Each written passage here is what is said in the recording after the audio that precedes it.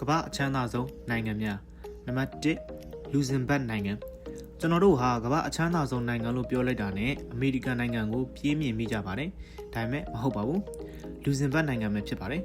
ဥရောပတိုက်ရဲ့အလဲဗဟိုမှာရှိတဲ့ဒီနိုင်ငံငယ်လေးဟာကမ္ဘာအချမ်းသာဆုံးစီးရင်မှာထိပ်ဆုံးကအမြဲရှိနေပါတယ်စီးပွားရေးအရင်းအမြစ်တွေကတော့ဗန်လုပ်ငန်းနဲ့ဗန်နာရေးဝန်ဆောင်မှုလုပ်ငန်းတွေဖြစ်ပြီးဥရောပရဲ့ရင်းနှီးမြှုပ်နှံမှုဗဟိုချက်လို့တောင်ခေါ်လို့ရပါတယ်ဒီနိုင်ငံရဲ့ထူးခြားချက်ကတော့အခမဲ့တည်ယူပို့ဆောင်ရေးစနစ်ကိုတနိုင်ငံလုံးအတိုင်းအတာနဲ့မိမိနိုင်ငံသားသာမကနိုင်ငံခြားသားတွေအတွက်ပါစီစဉ်ပေးတဲ့ပထမဦးဆုံးသောနိုင်ငံဖြစ်ပါတယ်နံပါတ်2အိုင်ယာလန်နိုင်ငံဒီနိုင်ငံဟာတစ်ချိန်ကဥရောပရဲ့အဆင်းရဲဆုံးနိုင်ငံတွေထဲမှာပါဝင်ခဲ့ပေမဲ့မကြာသေးခင်နှစ်အနည်းငယ်အတွင်းမှာစီးပွားရေးအရှိန်အဟုန်နဲ့တိုးတက်လာတဲ့နိုင်ငံဖြစ်ပါတယ်စီးပွားရေးအရင်းမြစ်ရကမ္ဘာထိပ်သီးနည်းပညာကုမ္ပဏီကြီးတွေဖြစ်တဲ့ Google, Apple, Facebook စတဲ့ကုမ္ပဏီကြီးတွေရဲ့ဥရောပရုံးချုပ်တွေဟာဒီနိုင်ငံမှာအခြေစိုက်ကြပြီးတော့နိုင်ငံခြားရင်းနှီးမြှုပ်နှံမှုနဲ့အခွန်နှုန်းထားသက်သာမှုတွေကဒီနိုင်ငံကိုချမ်းသာစေတဲ့အဓိကအကြောင်းရင်းတွေဖြစ်ပါတယ်။နည်းပညာနဲ့ဆေးဝါးထုတ်လုပ်မှုကဏ္ဍတွေမှာလည်းကမ္ဘာအဆင့်မီတိုးတက်နေတဲ့နိုင်ငံတစ်နိုင်ငံဖြစ်ပါတယ်။နံပါတ်3စင်ကာပူနိုင်ငံအာရှတိုက်ရဲ့ဂုဏ်ဆောင်စင်ကာပူနိုင်ငံဟာတဘာဝသယံဇာတတွေမရှိသလောက်နှဲပါပေမဲ့စီးပွားရေးအရာလွန်အစွမ်းထက်လာပါတယ်။စီးပွားရေးအရင်းမြစ်တွေကတော့ကမ္ဘာအဆင့်မီကုန်သွယ်ရေးစိတ်ကံ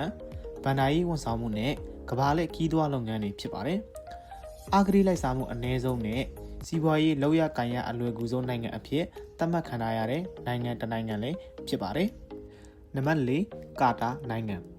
အရှေ့အလယ်ပိုင်းဒေသရဲ့အချမ်းသာဆုံးနိုင်ငံဖြစ်ပြီးကမ္ဘာပေါ်မှာရေနံနဲ့သဘာဝဓာတ်ငွေအများဆုံးထွက်ရှိတဲ့နိုင်ငံတွေထဲမှာပါဝင်ပါတယ်။ရေနံနဲ့သဘာဝဓာတ်ငွေကတော့ဒီနိုင်ငံရဲ့အဓိကစီးပွားရေးအရင်းမြစ်ဖြစ်ပြီး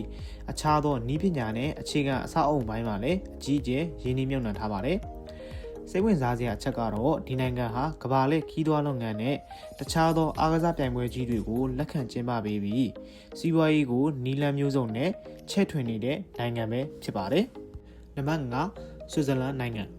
ဆွစ်ဇာလန်ဟာတဘာဝသယံဇာတတွေများစွာမထွက်ရှိပေမဲ့ကမ္ဘာအချမ်းသာဆုံးနိုင်ငံစီးရင်ထဲမှာအမြဲတမ်းပါဝင်နေပါတယ်။စီးပွားရေးအရင်းအမြစ်တွေကတော့နာမည်ကြီးဗန်လုပ်ငန်းများအဆင့်မြင့်နိုင်ထုတ်လုပ်မှုဆေးဝါးနဲ့နည်းပညာမြင့်ပစ္စည်းထုတ်လုပ်မှုတွေကနေဝင်ငွေအများဆုံးရရှိပါတယ်။ကမ္ဘာအဆင့်မီဗန်လုပ်ငန်းတွေရှိပြီးနိုင်ငံရေးတည်ငြိမ်မှုရှိတာကြောင့်ကမ္ဘာတဝန်းကတထေးတွေကသူတို့ရဲ့ငွေကြေးတွေကိုဆွစ်ဇာလန်မှာလာရောက်အနှံလေးရှိကြပါတယ်။ထူးခြားချက်ကတော့ဒီနိုင်ငံဟာကမ္ဘာပေါ်မှာငွေကြေးတည်ငြိမ်မှုအရှိဆုံးနိုင်ငံတွေထဲမှာပါဝင်ပါတယ်။